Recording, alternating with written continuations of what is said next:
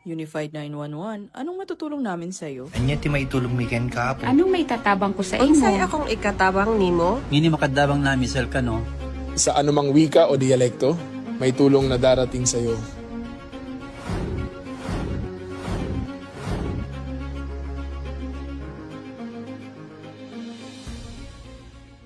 Lilingkod sa bawat Pilipino at magbibigay ng tamang impormasyon para sa tahimik at maayos na Pilipinas. Police News Network, alagad ng batas, tagapagtaguyod ng balitang pulis, sandigan ng mamamayan, patnubay ng katotohanan. La Campo Crame, maghahatid ng pinakahuling kaganapan at nagbabagang balita. Ito ang PNN Police News Network. At ngayon, ang inyong mga tagapagbalita. Magandang araw, bagong Pilipinas. Ako ang inyong alagad ng batas, tagataguyod ng Balitang Pulis, Patrolwoman Sari Bernales. Maghahatid sa inyo ng tamang balita, kwento ng pulis at serbisyo para sa mamamayan. At ito ang PNP News Online, ang pangunahing balita ng Police News Network. Alagad ng batas, tagataguyod ng Balitang Pulis.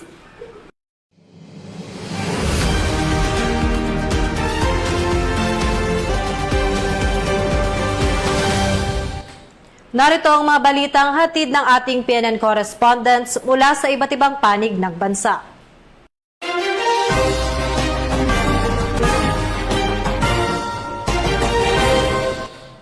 Formal nang binuksan ng Philippine National Police ang off-camp PNP Museum Exhibit sa Fisher Mall sa Quezon Avenue, Quezon City bilang bahagi ng layunin nitong mailapit sa publiko ang kasaysayan, kultura at mga mahalagang ambag ng organisasyon sa pagpapanatili ng kapayapaan at kaayusan. Patrolwoman Resely Umalay sa balita. Magandang araw, bagong Pilipinas. Bilang bahagi sa pagdiriwang ng ika-31st Police Community Relation Month, nagsagawa ng off-camp exhibit ang Police Community Affairs and Development Group dito sa Fisher Mall, Quezon City.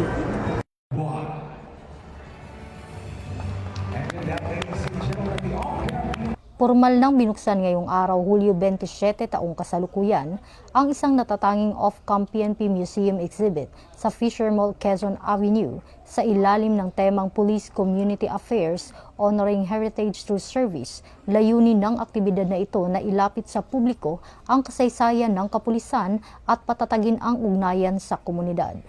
Nagsimula ang programa sa formal na pagbati ni Ray Anthony Beltran, ang mall manager ng Fisher Mall, Quezon Avenue. Sinundan ito ng pagbabahagi ng mensahe ni Police Brigadier General Vina H. Guzman, ang Director ng Police Community Affairs and Development Group. We would like to extend our sincere gratitude to the Philippine National Police for bringing this remarkable exhibit here in Fisher Mall, Quezon Avenue. Sa pamunuan ng Fisher Mall, muli po maraming salamat po sa inyong walang sawang pagtanggap sa amin at sa pagbibigay muli sa pagkakataong mailapit sa ating mga kababayan ang ilan sa kasaysayan, kultura at kwento ng PNP. Ipinakilala naman ni Police Brigadier General Marvin Juicy Saro, Deputy Director for Police Community Relation, ang presiding officer ng okasyon na si Police Lieutenant General Bernard M. Banak, ang Deputy Chief PNP for Administration. Sa kanyang naging talumpati, nagpaabot si Police Lieutenant General Banak ng mahalagang mensahe ukol sa kahalagahan ng pamana at serbisyo ng kapulisan. Ang pinakatampok na bahagi ng seremonyas ay ang untying of traditional cloth na siyang hudyat ng opisyal na pagbubukas ng pagtatanghal. Pinangunahan naman ni Police Colonel Veronica P. Peñalosa, Chief ng Historical and Cultural Affairs Division ng PCAG, ang exhibit walkthrough upang ipakita sa mga bisita ang mga makasaysayang koleksyon at sining ng PNP. Nagtapos ang aktibidad sa isang musical entertainment na inihandog ng mga PCAG artist. Ang pag-alala sa ating pinagmulan ay hindi paglingon sa nakaraan, kundi pagkuhan ng lakas upang higit pang mapabuti ang ating paglilingkod sa kasalukuyan at sa hinaharap. May it become more than a display of history of the PNP. May it become a symbol of our transparency, education, shared partnership, and our shared commitment to preserving the legacy of the police service, the public service, for the future generation. And together, let us continue building stronger partnerships with our communities, preserving the rich heritage of our institution, and inspiring future generations to become active partners in promoting peace, order, and nation building. Mula dito sa Fisher Mall, ako ay inyong PNN correspondent, Patrolwoman Resalie Umalay, nagbabalita para sa Police News Network, alagad ng batas, tagataguyod ng Balitang Pulis. Maraming salamat, Patrolwoman Umalay. Nakahanda ang General Santos City Police Office matapos ipatupad ang full alert status bilang bahagi ng pinaigting na seguridad kaugnay ng SONA 2026 ni Pangulong Ferdinand R. Marcos Jr. Yan ang balitang tinutukan ni Patrolman Edwin Baris. Status ang buong puwersa ng General Santos City Police Office bilang paghahanda sa ikalimang SONA ni Pangulong Ferdinand Marcos Jr. ngayong ika-27 ng Hulyo taong kasalukuyan. Nagsagawa ng accounting of personnel ang General Santos City Police Office. Ito ay ika-26 ng Hulyo sa pamumuno ni Police Colonel Ariel D. Acala, Officer in Charge ng General Santos City Police Office bilang bahagi ng pagpapatupad ng full alert status. Layunin ng aktibidad na tiyakin ang presensya, kahandaan at agarang deployment ng mga pulis upang matugunan ang anumang banta sa seguridad at mapanatili ang kaligtasan ng publiko. Kasabay ng pinaigting na kahandaan ng General Santos PNP, hinikayat ang publiko na maging mapagmatyag at makipagtulungan sa PNP upang mapanatili ang kapayapaan, kaayusan at kaligtasan ng komunidad. Mula dito sa National Headquarters ng Philippine National Police, ako ang inyong PNN correspondent, Patrolman Edwin Baris, alagad ng batas, tagataguyod ng Balitang Pulis. Maraming salamat, Patrolman Baris. Arestado ang isang truck driver matapos masabat ng mga otoridad ang nasa 530 na sako ng unprocessed mineral ores na hinihinalang iligal na ibinabiyahe sa Misamis Occidental. Narito ang buong detalye ng report mula kay Police Corporal Harley Osorio.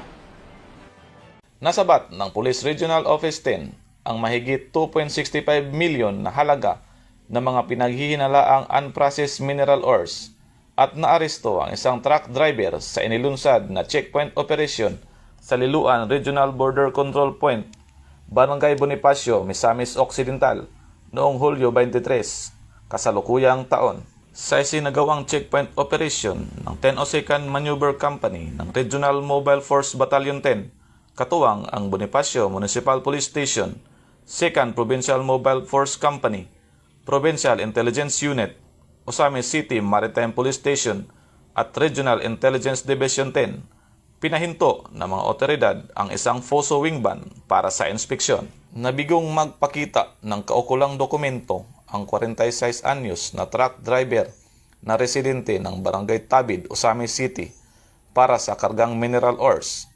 Sa isinagawang inspeksyon at panayam, inamin umano ng driver na nagdadala siya ng mga sako ng pinaghihinalaang mineral ores patungong Osamis City. Nang buksan ang likurang bahagi ng sasakyan, natuklasan ang 530 sako na pinanghihinalaang unprocessed mineral ores na may tinatayang halagang 2.65 million. Agad na nakipag-ugnayan ang mga operatiba sa Mines and Geosciences Bureau Region 10 upang magsagawa ng inventory at kaukulang pagsusuri sa mga nakumpiskang mineral ores. Kasalukuyang nasa kustodiyan ng Bonifacio Municipal Police Station ang naarestong suspect habang inihahanda ang kasong paglabag sa Republic Act No. 7942 o Philippine Mining Act of 1995, samantalang pansamantalang nasa pangangalaga ng 1002nd Maneuver Company Regional Mobile Force Battalion 10 ang mga nakumpiskang mineral ores, ang ginagamit na sasakyan habang hinihintay ang pagsusuri ng Mines and Geosciences Bureau Region 10. Mula dito sa Police Regional Office 10, 1002nd Maneuver Company, Regional Mobile Force Battalion 10, ako ang inyong PNN correspondent, Police Corporal Harley Osorio, alagad ng batas, tagataguyod ng Balitang Pulis. Maraming salamat, Police Corporal Osorio. Nagpaabot ng pasasalamat si Police Major General Ponce Rogelio Peñones Jr. sa dedikasyon at sakripisyong ipinakita ng mga kapulisan na nakadeploy para sa seguridad ng publiko sa ginanap na SONA 2026. Narito ang kanyang buong pahayag. Unang-una sa Director for Operations, binabati natin at ngayon pa lang nagpapasalamat tayo sa lahat ng kapulisan natin na alam ko kahapon pa dineploy na natin para mapanatili yung kaayusan at katiwasayan sa pagdaraos ng SONA. Ito, konting tiyaga lang naman ito. Ito, bihira naman ito. Taon-taon natin ginagawa ito. Basta gawin niyo lang yung dapat gawin. Tandaan niyo, tayo yung kailangan ng ating pamahalaan para may sa katuparan ng mapayapang SONA ngayong 2020. Ang pulis, nandito tayo para panitilian po ang ang kapayapaan. Ang lagi po ang advice namin, kami IAS po kami representing QC Diaz. Pag-iikot po namin ay lagi po nang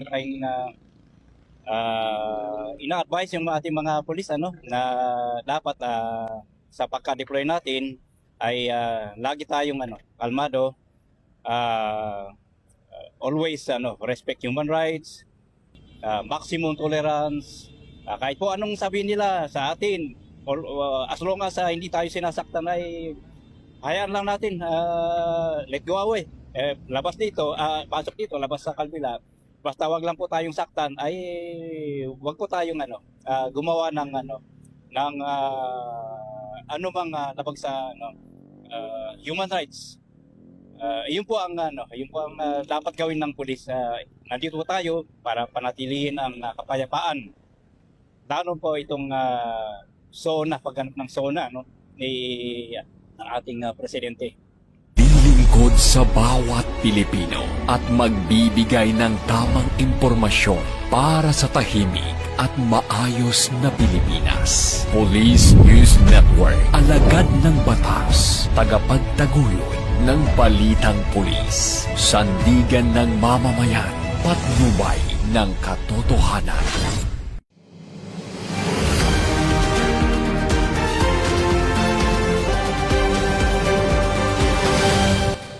Samantala, nagbigay naman ng pahayag si Chief PNP Police General Jose Melencio Nartates Jr. kaugnay sa naging seguridad at pagpapanatili ng kaayusan sa isinagawang SONA 2026 ni Pangulong Ferdinand Marcos Jr. Ang buong detalye ng report mula kay Police Master Sergeant Mauricio Ruiz. There's no changes. There are 23,000 deployed in Metro Manila right now. And about 13,000, 12,000 are CDM contingents. And nandun na rin yung mga investigators. Kasamaan ay kailanman ay hindi magbabagi. Sir, ano po mensahe nyo sa ating mga kapulisan na katalaga simula pa kaninang madaling araw dito na po sa haba ng batasan at saka sa Commonwealth? I take pride to our police personnel, especially our regional director, in fulfilling their commitment at job in maintaining peace and order, especially public safety and peace and order. At ako ay natutuwa at mataas ang kanilang moral, ipagpatuloy lang nila yan at yan talaga ang trabaho ng pulis. Sir, mensahe niyo po sa ating mga kababayan magsasagawa ng kilos protesta patungo dito na nandyan na po sa bandang Pilgoma, sir? Okay, co-coordinate tayo sa LGU, especially they're the one who suggested and or gave the permit for the rally. Kung may permit, at pero namang mga nakasaad na dapat limits ng gagawin nila doon. Okay? At take note na meron tayong batas, meron tayong PP 880, merong RA 9003, Clean Air Act, merong bawal at pwedeng gawin. Chief, kanina ka pa nag-iikot sa mga deployment. Kumusta so far? Kontento ka ba sa latag ng seguridad? Yes, kontento tayo. And nakatutok tayo dyan. Lalo na in talking to the different commanders at lalong-lalo na ang ating regional director dito si Major General Anthony Apirin. Napakaganda ng deployment as planned. And ang National Headquarters ay nandyan lang to give the necessary support, whether admin or operational support.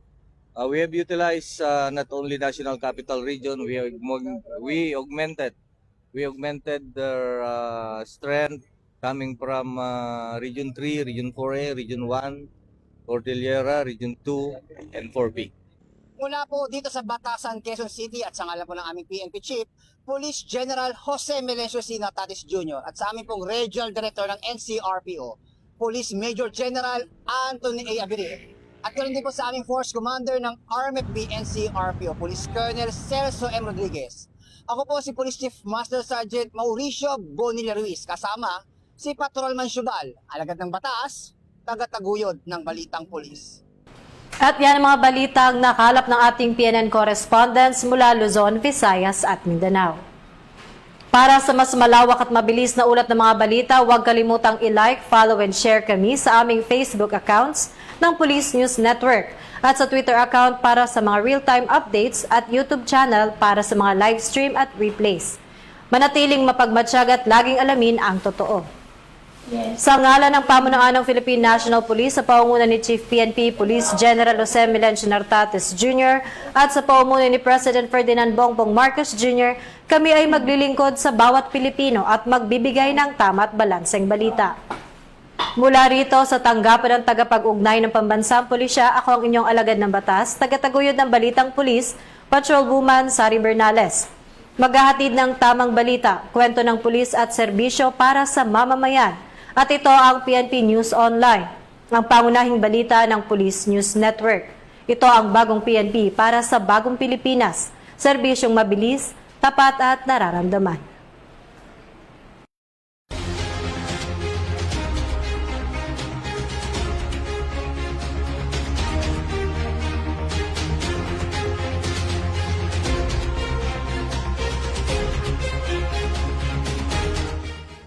Police News Network, alagad ng batas, tagapagtaguyod ng balitang pulis.